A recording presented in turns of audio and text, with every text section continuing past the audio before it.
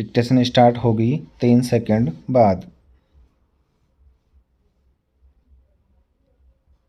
Start.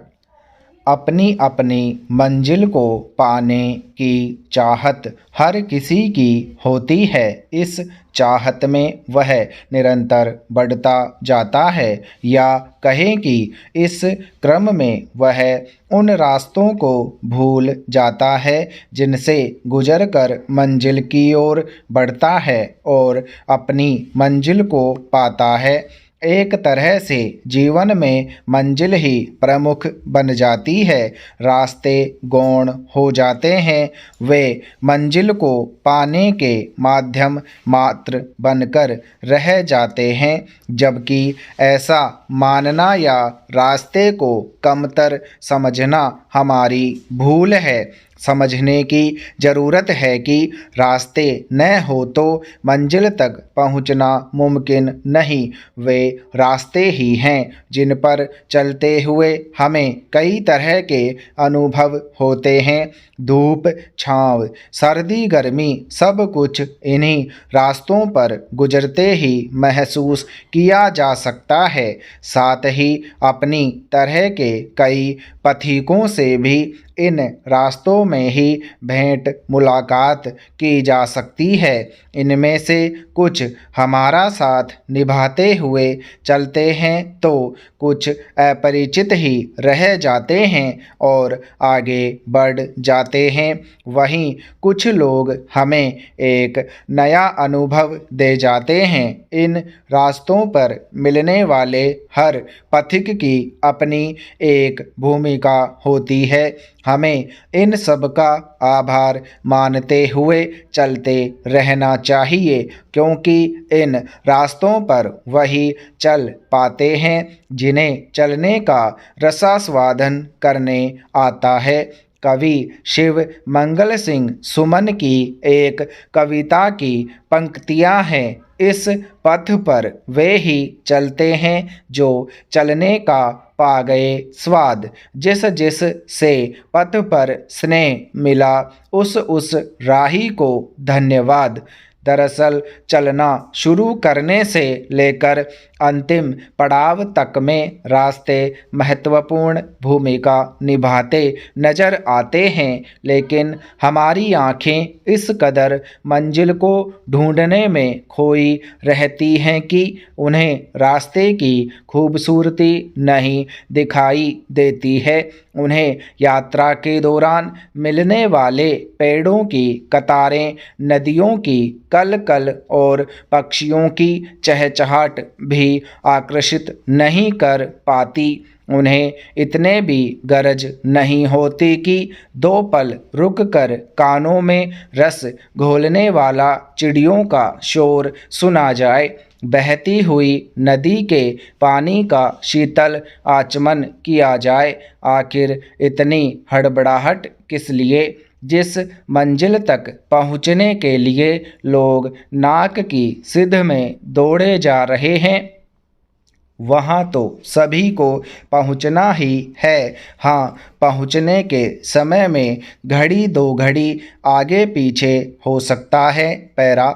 इससे बड़ी विडंबना क्या होगी कि माता पिता यह चाहते हैं कि उनका बच्चा पढ़ाई लिखाई पूरी कर जिंदगी में ऊंचा मुकाम हासिल करे, लेकिन इसके लिए जो दबाव की स्थितियां पैदा की जाती हैं उसमें कई बच्चों की ज़िंदगी तक छिन जाती हैं। पिछले कुछ सालों से यह हकीकत लगातार सामने आ रही है कि इंजीनियरिंग या चिकित्सा की पढ़ाई करने के लिए बच्चों का दाखिला राजस्थान के कोटा जैसे कुछ खास शहरों में कराया जाता है, मगर वहाँ उपजे दबाव को नहीं सह पाने की वजह से कई बच्चे आत्महत्या तक कर ले रहे हैं। ऐसी घटनाओं में इजाफे ने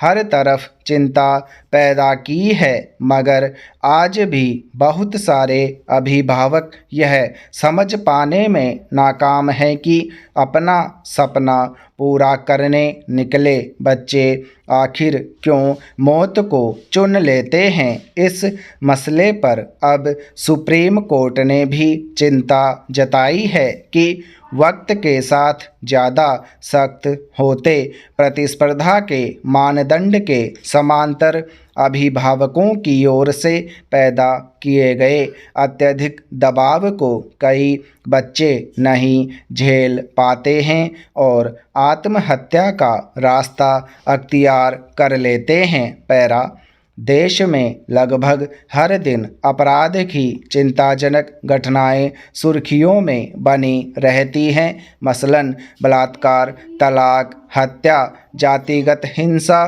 सांप्रदायिकता और उग्रवादी हिंसा। अधिकतर घटनाओं में महिलाएं ही अपराध और शोषण का शिकार पाई जाती हैं।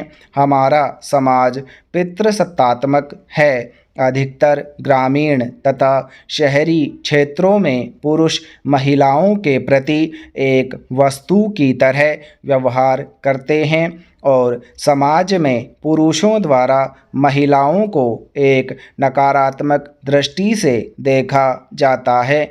ऐसी घटनाएं समाज में अशांति फैला देती हैं। अंबेडकर का एक कथन है कि किसी देश का वास्तविक विकास इससे तय होता है कि उस देश में महिलाओं की स्थिति क्या है। सरकार को इस प्रकार की घटनाओं के प्रति सजग रहना चाहिए और सख्त कदम उठाना चाहिए। सही है कि किसी भी समस्या का हम पूरी तरह अंत नहीं कर सकते हैं, मगर उसे कम जरूर कर सकते हैं। सरकार द्वारा लाई गई नई शिक्षा नीति में नैतिक शिक्षा को प्राथमिक और हर शैक्षिक संस्थान में अनिवार्य कर देना चाहिए ताकि बच्चे, युवक और युवतियों का नज़रिया समाज, महिलाओं, दलित, नक्सलवाद और अन्य धर्म के लोगों के प्रति सकारात्मक हो। इस तरह की घटनाओं को कानून द्वारा नियंत्रित जरूर कर सकते हैं, मगर समाप्त नहीं कर सकते हैं। लेकिन अगर इतना भी नहीं कर पाते हैं तो इसे किसी समाज और व्यवस्था की नाकामी के तौर पर ही देखा जाएगा। पैरा भाषा मानव जीवन के लिए अनिवार्य है। भाषाएं हमारी ज्ञान परंपरा, संस्कृति और परंपरा का वाहक होती है। भारत विविधताओं का देश है। यहाँ कई भाषाएं बोली जाती हैं। दुनिया भर से क्षेत्रीय भाषाएं तेज़ी से विलुप्त हो रही हैं।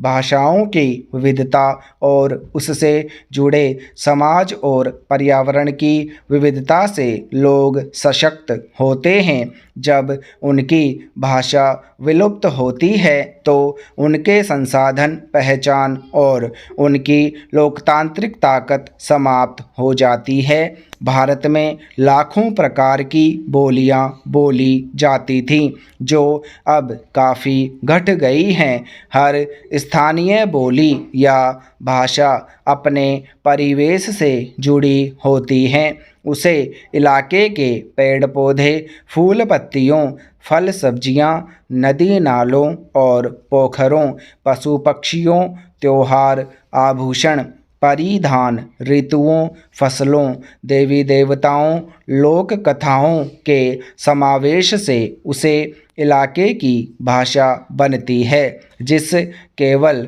उस सांस्कृतिक परिवेश में ही समझा जा सकता है। क्षेत्रीय भाषा से लोगों में आपसी जुड़ाव पैदा होता है, जो उनकी लोकतांत्रिक ताकत बनती है। भाषा के सवाल पर ही बांग्लादेश का उदय हुआ। अपनी संस्कृति और ज्ञान परंपरा को बनाए रखने के लिए क्षेत्रीय भाषाओं को बनाए रखना अनिवार्य है। स्टॉप।